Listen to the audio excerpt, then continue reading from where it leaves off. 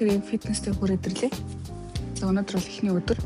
За ингээ харах юм бол яг хөвлөө яг энэ хэсгэрээ яг нэлээ өөхлөлттэй байгаа. Тэгээд энэ хэсгээр бас нэлээ өөхлөлттэй яг ярьсан ингээд унтсан харагддаг.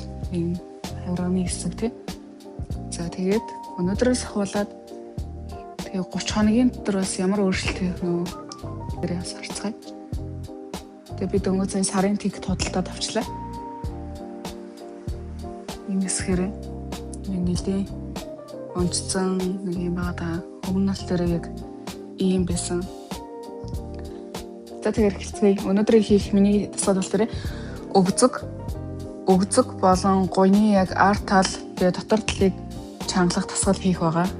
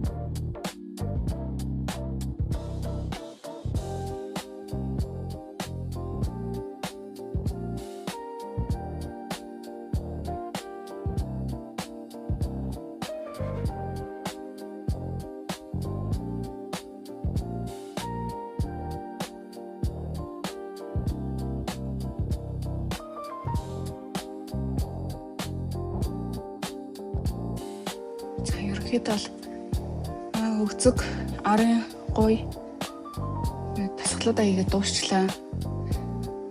Тэгээ ойрт яваагүй амар цуцж байна.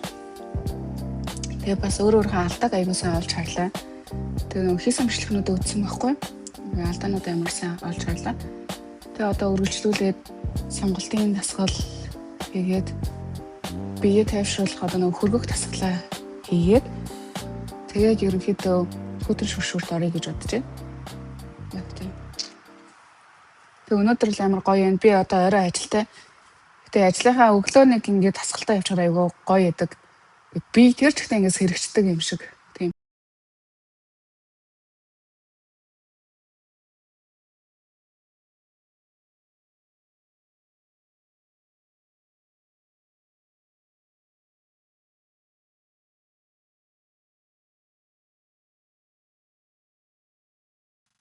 За ерөнхийдөө тасгал маань ингээд дуусчлаа.